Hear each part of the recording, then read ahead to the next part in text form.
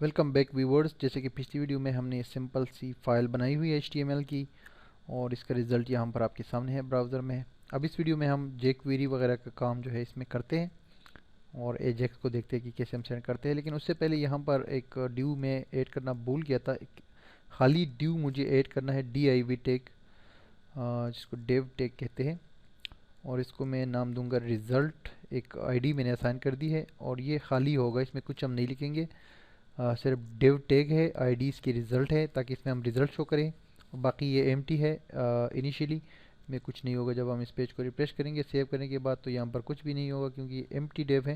लेकिन ये हम सिर्फ और सिर्फ उसके लिए ऐड कर रहे हैं एजेक्स का जो रिज़ल्ट आएगा PHP के पेज से, वो यहाँ पर डिस्प्ले करने के लिए। एनीवेज, अब हम जो लिखेंगे, चूँकि ऑलरेडी हम jQuery.js की फ़ाइल जो हमने डाउनलोड की थी वो हम इंक्लूड कर चुके हैं इस पेज में, तो अब हम यूज़ कर सकते हैं jQuery को। हम यहाँ पर ये स्टाइल टैग से नीचे भी लिख सकते हैं या ऊपर भी लिख सकते हैं, लेकिन ये क्लोजिंग हेड टैग है ना, इससे पहले हमें लिखना पड़ेगा। एक और स्क्रिप्ट टैग जो है ऐड करेंगे और स्क्रिप्ट टैग को ही क्लोज करेंगे। उसके बाद अब इन दो स्क्रिप्ट टैग के अंदर जो है हम jQuery का सिंटैक्स लिखेंगे। तो jQuery का सिंटैक्स जो है हमेशा $साइन से स्टार्ट होता है, ठीक है। $साइन से स्टार्ट होता है और फिर जो है ये स्टार्ट हो जाता है इस तरह डॉलर। ये जो आपका है ना, दो जो पेरेंथिसीज है, इसके अंदर आप लिखते हैं डॉक्यूमेंट। तो इसका मतलब होता है कि आपने सेलेक्ट कर लिया डॉक्यूमेंट को, कि जो पूरा का पूरा डॉक्यूमेंट है, पूरा का पूरा जो पेज है, ठीक है जी। फिर डॉक्यूमेंट डॉट रेडी, रेडी का एक और फंक्शन आ जाता है, ठीक है जी। ये जो रेडी का फंक्शन है, इसमें आप बता रहे हैं जनाब कि जब ये डॉक्यूमेंट जो है ये रेडी हो, ये रेडी बेसिकली एक इवेंट है, कह रहे कि ये जब रेडी हो डॉक्यूमेंट तो उसके बाद एक फंक्शन चलाओ, इसका नाम होगा फंक्शन। और ये फंक्शन जो है ये इसका सिंटैक्स होता है दो पैरेंथेसिस और दो कर्ली ब्रैकेट्स। तो ये बेसिकली एक फंक्शन होगा। जब ये डॉक्यूमेंट रेडी होगा तो सारा कुछ जो होगा वो इस फंक्शन के अंदर होगा। और ये अगर आपने PHP या जावास्क्रिप्ट वगैरह को स्टडी किया हो तो आपको पता होना चाहिए कि फंक्शन हमेशा दो पैरेंथेसिस और दो कर्ली ब्रैकेट्स के साथ स्टार्ट होता है। That's it. अब ये तो सारा हो गया। अब जो हमने लिखना है सारा कुछ jQuery का, वो इन दो कर्ली ब्रैकेट्स के अंदर लिखना है, ठीक है। तो मैं नीचे लेकर आ गया ताकि खाली हमारे पास स्पेस आ जाए। और ये हमने जो लिखा S साइन से हम हमेशा PHP की तरह ही यहाँ पर jQuery में भी $, का साइन लगाते हैं और उसके बाद किसी भी ऑब्जेक्ट को हम सेलेक्ट करते हैं पेज के अंदर। वो कोई इवेंट भी हो सकता है और कोई और जो है एलिमेंट भी हो सकता है, या कोई HTML एलिमेंट भी हो सकता है, या कोई आईडी हो सकती है। तो इस केस में अभी हमने डॉक्यूमेंट को सेलेक्ट किया और हमने फिर कहा कि ये रेडी हो तो ये फंक्शन जो है ये चल जाए, ठीक है जी।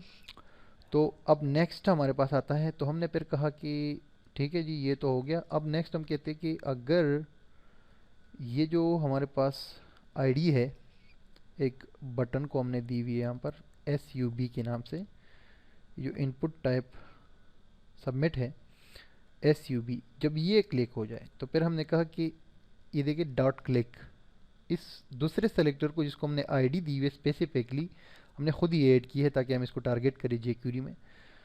हमने कहा कि अगर ये हमने इसको सेलेक्ट किया और फिर हमने कहा कि अगर इस पर क्लिक हो जाए तो ये आ गया दोबारा एक और फंक्शन। जब इस पर क्लिक हो जाए तो इस क्लिक के अंदर एक और फंक्शन चलाओ जनाब, और फंक्शन वंस अगेन वही रहेगा, यानी दो पैरेंथेसिस और दो कर्ली ब्रैकेट्स। अब इन दो कर्ली ब्रैकेट्स के अंदर हम लिखेंगे कि क्या होना चाहिए।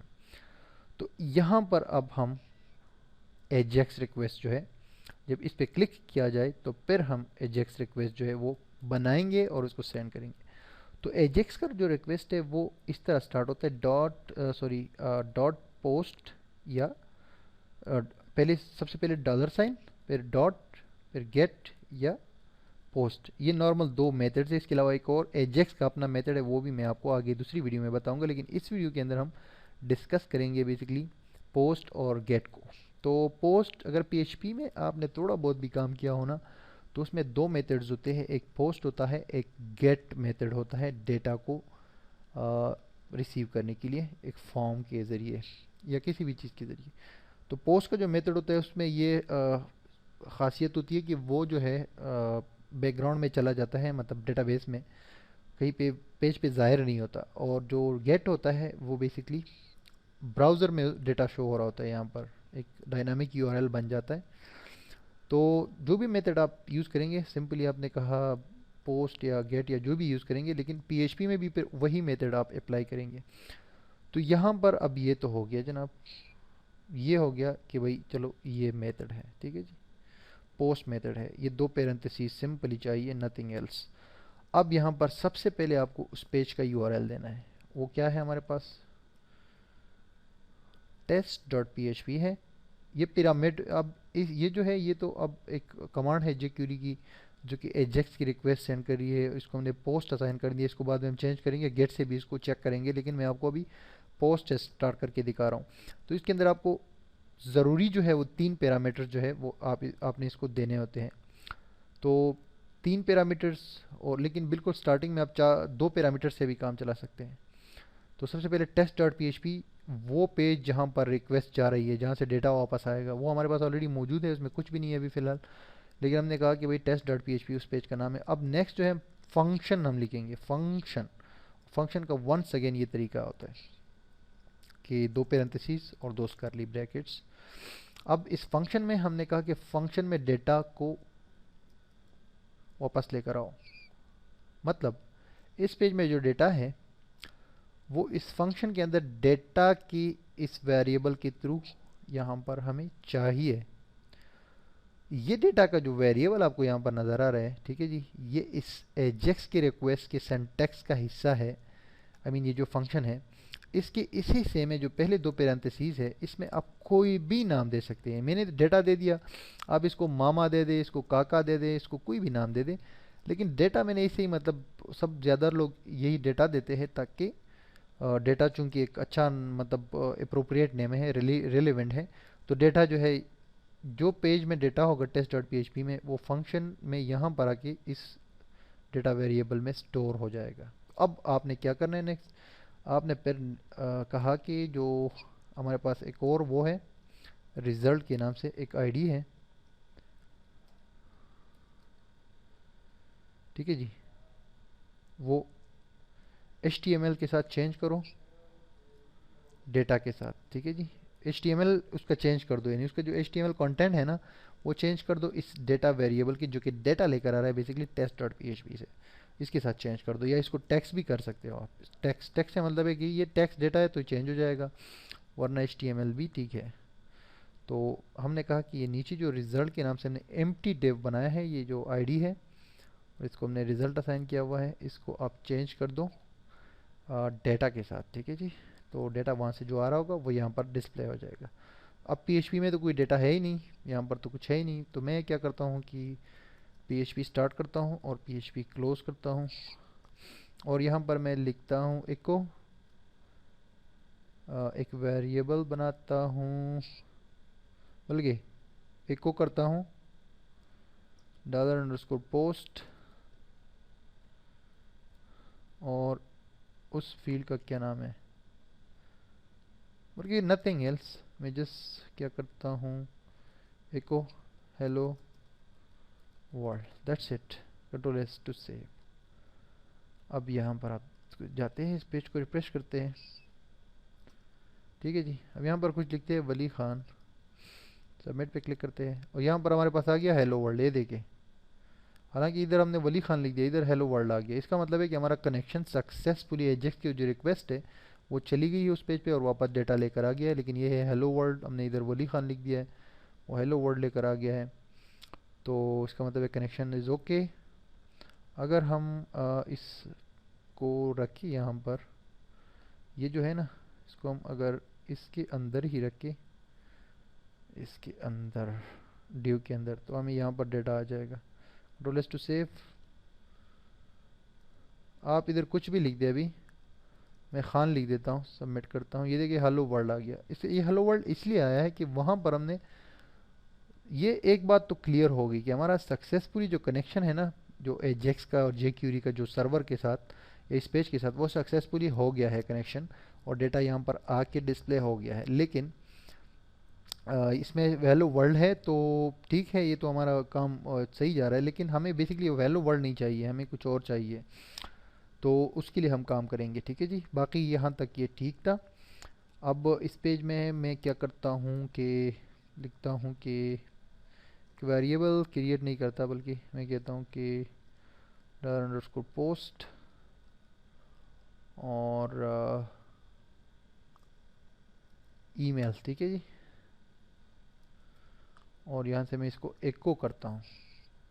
लेकिन पहले चूंकि हमने क्या किया जनाब कि, अच्छा इसको आपके सामने मैं आपको टेस्ट करके दिखाता हूँ।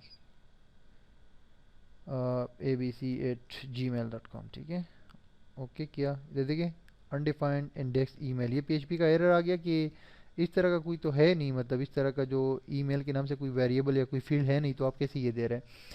तो हेलो वर्ल्ड वगैरह तो हमारे पास हमने वो कर लिया, आ गया, ठीक है। अब बात यह है ना कि हमें पीएचपी के इस पेज को कोई ना कोई चीज़ देनी है, कोई पैरामीटर देना देना है, जिसको हम पीएचपी के पेज को दे, ताकि वहाँ पर वो दे के वेरीफाई करे कि क्या है क्या नहीं है, और उसी हिसाब से हमें डेटा सेंड करे। तो ये जो पोस्ट का मेथड मैंने आपको बताया था एजेक्स के अंदर, तो इस और जेक्यूरी को यूज़ करते हुए ये जो एजेक्स का पोस्ट मेथड है, इसमें जो पहले सबसे पहले तो वो पेज या फाइल आपको देना होता है जिससे आप डेटा लेना चाह रहे हैं। दूसरे पैरामीटर के तौर पे आप कोमा लगाते हैं वंस अगेन, और ये दो जो कर्ली ब्रैकेट्स है इसके अंदर आप इसको एक वेरिएबल सेंड करते हैं। इस पेज को जो टेस्ट डॉट पी है या कोई भी पेज ये हो सकता है, इसको ईमेल के नाम से आप एक या किसी भी नाम से, कोई भी नाम ये हो सकता है, इस नाम से एक वेरिएबल या एक वैल्यू सेंड करते हैं, ताकि वहाँ पर वो उसको वेरीफाई करे। यानी कि ये जो आप कोई भी यहाँ पर लिखेंगे ये एक वेरिएबल की हैसियत रखता है। अब इस ये अपने साथ क्या लेकर जाए, अब ये हमने मालूम करना है। तो हम चाहते हैं कि ये अपने साथ ये वैल्यू लेकर जाए जो यहाँ से यूज़र की तरफ से आएगी ईमेल के अंदर। तो क्या करते हैं हम, सिंपली हम एक वेरिएबल डिक्लेयर करते हैं यहाँ पर इस जगह पे, इधर एक वेरिएबल डिक्लेयर करते हैं var var email, and this will be is equal to dollar underscore dollar H sign email, ठीक है जी, डॉट वेल। आप जेक्यूरी में वैल्यू इस तरह हासिल कर सकते हैं, ठीक है। वेल, ये वेल का बेसिकली एक फंक्शन है दो पैरेंथेसिस के साथ। तो हमने कहा कि एक वेरिएबल जो कि सिंपली वेर के साथ डिक्लेयर होता है, ये ईमेल, ये इक्वल होगा डॉलर साइन टू पैरेंथेसिस के अंदर डबल कोमास के अंदर ये ईमेल को हमने टारगेट किया, जो कि बेसिकली हमने यहाँ पर आईडी दी हुई है। तो इससे वैल्यू लेके हमने इस ईमेल के लोकल वेरिएबल को दे दिया है, ठीक है जी। और अब हम यहाँ पर कह रहे हैं कि ये जो हम वेरिएबल ये अपनी तरफ से हम क्रिएट कर रहे हैं, इसको कोई भी नाम हम दे सकते हैं, ठीक है। बस जस्ट आपने याद रखना है कि क्या नाम आपने, इसको कोई भी नाम दे सकते हैं। अब इस ये वैल्यू क्या लेकर जाए, ये कॉलन का आपने लाजमी लगाना है, उसके बाद वैल्यू लिखनी है। वैल्यू क्या होगी, वैल्यू ईमेल होगी, ये चीज़ होगी, ये बेसिकली ये जो वेरिएबल है ना, ये वैल्यू होगी। और वैल्यू ये ईमेल क्या लेकर जा रहा है, जो बंदा ईमेल एंटर करेगा बेसिकली, ठीक है। तो ये हमारी तरफ से इसको कोई भी हम नाम दे सकते हैं, मिसाल के तौर पे इसको काका मामा व्हाट्सएवर हम दे सकते हैं, लेकिन जस्ट मैंने रेलेवेंट रखा। तो ईमेल इज इक्वल टू, मतलब ये ईमेल की वैल्यू लेकर जाएगा, ठीक है। आप या इसको कोई और यूज़र ईमेल इसको दे सकते हैं, मिसाल के तौर पे मैं कहता हूँ यूज़र अंडरस्कोर ईमेल, और यहाँ से मैं इसको यूज़र अंडरस्कोर ईमेल, ताकि आपको थोड़ा सा डिफरेंस भी नज़र आए। तो ये मैंने कहा ये डेटा उस पेज को दे दो, और वहाँ देखो वेरीफाई करो कि क्या हो रहा है। बाकी चीज़ें सेम है, फंक्शन डेटा लेकर आ जाएगा, और यहाँ पर हम इसको चेंज कर देंगे .html डेटा।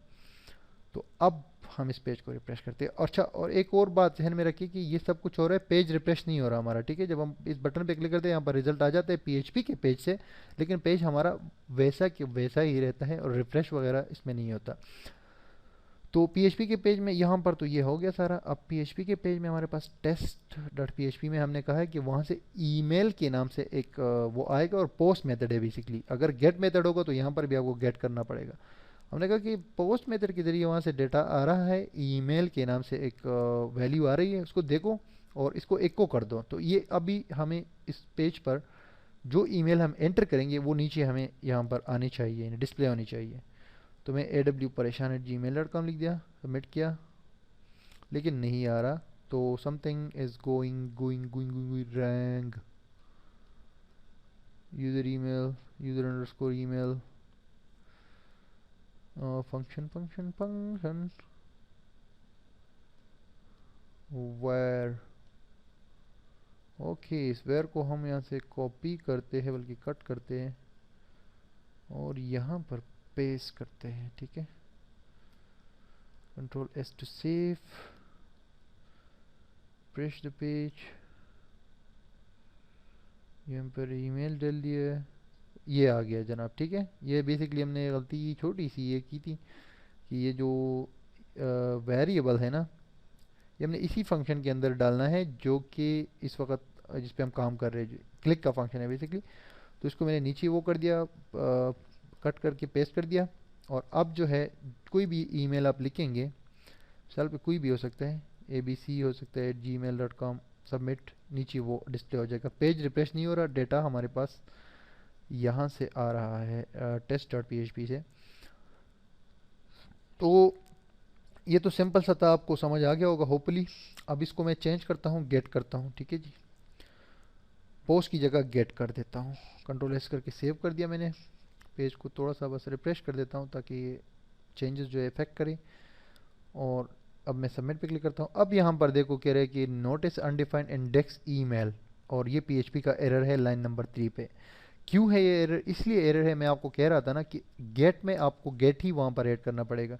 तो ये दे रहा है कि भाई ये आप जो चीज़ सेंड करें तो गेट है, तो हमारे पास तो ये है नहीं, तो इसीलिए ये एरर दे रहा है। तो बेसिकली हम यहाँ पर जाएंगे और पोस्ट की जगह यहाँ पर इसको गेट कर देंगे। तो कंट्रोल एस करके सेव कर देंगे। आगे ना कि इस पेज को रिफ्रेश कर देंगे और इधर लिख देंगे वॉट एवर ईमेल, सबमिट, नीचे ये आ गया। ठीक है जी, तो होपफुली कि आपको ये जो ट्यूटोरियल है क्लियरली समझ आ गया होगा। इसमें हमने jQuery में काम किया और एजेक्स की रिक्वेस्ट सेंड की हमने गेट और पोस्ट दोनों की मदद से। गेट और पोस्ट में और कोई डिफरेंस नहीं है, जस्ट पोस्ट में आपको यहाँ PHP में भी पोस्ट देना होता है और इधर जो है आपको गेट आपने दिया तो वहाँ पर भी गेट देना होता है। ठीक है, और डेटा को हम चेंज कर रहे हैं इस एम्प्टी वेरिएबल में। ठीक है जी, यहाँ पर हम डिस्प्ले कर रहे हैं। सारा आईडीज़ का कमाल है। और ये तो सिंपल सा एजेक्स का था, ये तो हमने कर लिया। अब बात यह है कि भाईजान आप बोलेंगे कि चलो ठीक है, ये तो हमें समझ आ गया बेसिक सारा कुछ, अब इसमें कुछ छोटा सा कोई प्रोजेक्ट हो जाए ताकि हमें और भी पता चले कि वाकई हम इसमें एजेक्स की मदद से बहुत कुछ कर सकते हैं। यस, हम कर सकते हैं। और जो एंड वाली वीडियो है उसमें हम क्या करेंगे कि ईमेल को चेक करेंगे डेटाबेस में कि हमारे पास ये ईमेल मौजूद है या नहीं। अगर मौजूद है तो इसी पेज पर बगैर रिफ्रेश किए हम इस पेज को बता देंगे, PHP से डेटा लेके हम दे देंगे एजेक्स को या jQuery को, और यहाँ पर बता देंगे कि ये ईमेल हमारे पास इस डेटाबेस के अंदर, यूज़र के टेबल के अंदर, जो कि मैंने पहली वीडियो में आपको बताया था, इसमें मौजूद है। तो आप बराए मेहरबानी दूसरा ईमेल ऐड करें। और साथ में हम यूज़र को रजिस्टर भी करेंगे और हम कुछ PHP का भी इसमें एरर देंगे। ठीक है, लेकिन वो एरर हम देंगे इसी पेज को। वो क्या होगा? वो पासवर्ड और यूज़र नेम का होगा। तो नेक्स्ट वीडियो में आके इसमें पासवर्ड और यूज़र नेम का हमें ऐड करना पड़ेगा ताकि यूज़र को हम रजिस्टर करवा सकें। सो लास्ट वीडियो तक स्टे ट्यून्ड।